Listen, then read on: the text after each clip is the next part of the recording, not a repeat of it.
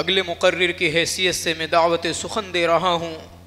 رفیق درس ابو سعد سلمہ متعلم عربی پنجم کو کہ موصوف تشریف لائیں اور اپنے منتخبہ موضوع وقت کے نئے تقاضے اور مسلم حکمران پر طبع آزمائی فرمائیں اس شعر کے ساتھ کہ نبی سے کچھ محبت ہے نہ ہے خوف خدا دل میں، مزہ آتا ہے تم کو حکمراں خدا بیزار محفل میں، زبانوں پر نہیں زبانوں پر تمہارے اب نہیں ایمان کا نغمہ، خوش الحانی سے تم گاتے ہو انگلستان کا نغمہ، پسند آتا ہے تم کو خم درے یورپ پہ جمی کرنا، تمہارے سجدوں سے محروم رہتا ہے خدا خانہ۔ موصوف تشریف لائیں۔ نحمدہ ونصلی علی رسولہ الکریم، اما بعد۔ جناب صدر اور محترم سامعین، جب 3 مارچ 1924 سے قبل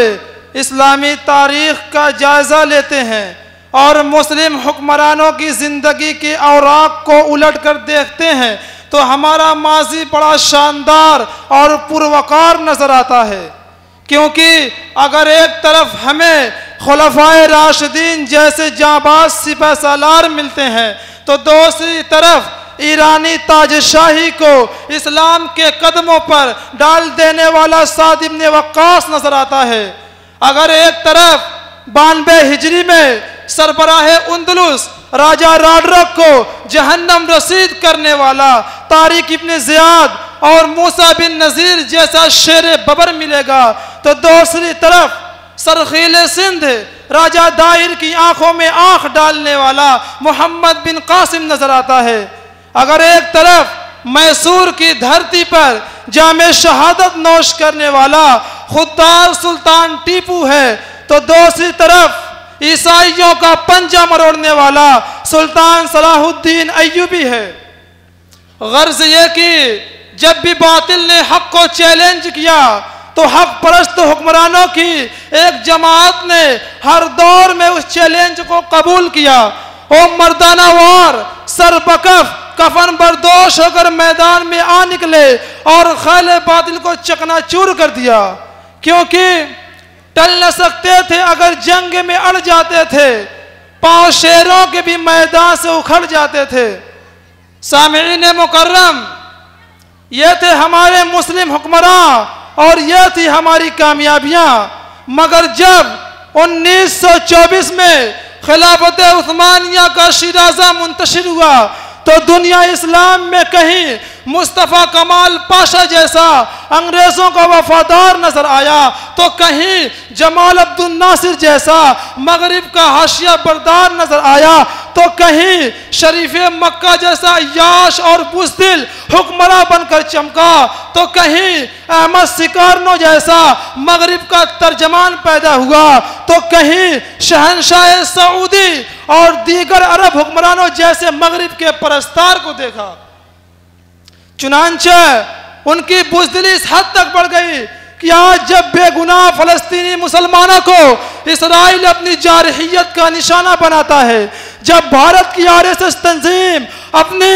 سرگرمیوں سے مسلم عوام کا خون چوس کر رکھ دیتی ہے، جب کوسو اور بوسنیائی مسلمانوں کی نسلوں کے سامنے ان کی بہنوں اور بیٹیوں کی آبرو ریزی کی جاتی ہے، اس وقت امریکہ اور اس کے حمایتی مسلم حکمراں خرگوش کی نیند کیوں سو جاتے ہیں؟ اس وقت اقوام متحدہ کی بند زبان کا تالا کیوں نہیں کھلتا؟ جہاں یہ کالے کرتوت انجام دینے والی تنظیمیں ہیں وہ امریکہ کی ہیڈ لسٹ میں شامل کیوں نہیں؟ ان مطلوبہ افراد کی فہرست میں صرف مسلمان ہی کیوں ہیں؟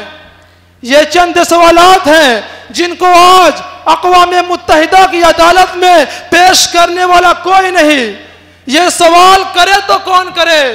اسرائیل کی جارحیت پر انگلی اٹھائے تو کون اٹھائے؟ امریکہ اور برطانیہ کی اس جابرانہ اور ظالمانہ حرکتوں کا دندان شکن جواب دے تو کون دے؟ سوال کرنے والا خود امریکی زلف کا اسیر ہو گیا ہے، کتنے افسوس کی بات ہے جن کے ایک نعروں نے قیصر و کسریٰ کی طاقتوں کو لرزہ بر اندام کر دیا تھا، جنگل کے جانوروں اور سمندر کی لہروں نے جن کے اشارے سے راستہ دے دیا تھا، آج وہ امریکہ اور اس کے ہمنوا حکومت کا تم چھلا بن گئے ہیں۔ بے حسی کا عالم یہ ہے کہ آج دشمن ہماری لاشوں پر بیٹھ کر فتح کا عمرانی کا جشن منا رہا ہے اور ہمارا حکمراں اس کی تعریف کر رہا ہے۔ ہمارے مجاہدین کیسروں کی سودے بازی ہو رہی ہے اور ہمارا ہی فرد اس کا خریدار بن رہا ہے، ہمارے ہی خونوں سے رنگ رلیاں منائی جا رہی ہیں، مگر ہمارا حکمراں چین و آرام کے بستر پر بیٹھ کر بربادی ملت اور پامالی اسلام کا خونی تماشا دیکھ رہا ہے۔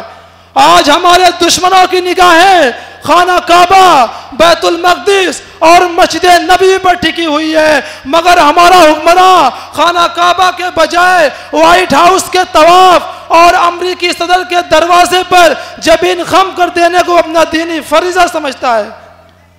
سامعین باتمکین، مسلم حکمرانوں کی بے حسی اور بزدلانہ طرز عمل سے یہود و نصارہ نے پورے جزیرے عرب میں اپنا تسلط قائم کر لیا ہے۔ حکمرانوں، دین کی حفاظت و صیانت تمہارا فریضہ ہے۔ ماں اور بہنوں کی عصمت کی چادروں کو تار تار ہونے سے بچانا وقت کا تقاضا ہے۔ بیت اللہ کی حفاظت تمہاری ذمہ داری ہے، بیت المقدس کی بازیابی تمہارا کام ہے، یہود و نصارہ کی اسلام دشمنی کا جواب دینا تمہارا ایمان ہے۔ تم نے ماضی میں باطل طاقتوں کو کچلنے اور ظلم و استبداد کو مٹا کر عدل و مساوات کو فروغ دینے کے لیے عظیم الشان کوششیں کی، پھر یہ لئی تو لال کیوں، یہ چوں چرا کیسا، یہ پس و پیش کس وجہ سے؟ یاد رکھو، صداقت پر ایمان رکھنے کے باوجود اگر صداقت پر جان دینے کی طرف نہ ہو، اگر باطل سے دشمنی رکھنے کے باوجود باطل سے نبرد آزما ہونے کا جذبہ نہ ہو تو ایمان کامل نہیں اور ہمت و جوامردی مکمل نہیں۔ اس لیے اٹھو اور فتح و نصرت کے نقارے بجاتے ہوئے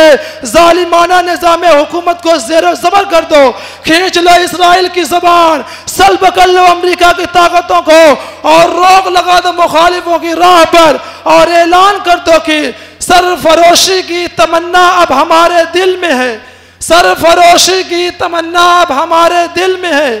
دیکھنا ہے زور کتنا بازوئے قاتل میں ہے۔ وما علینا الا البلاغ المبین۔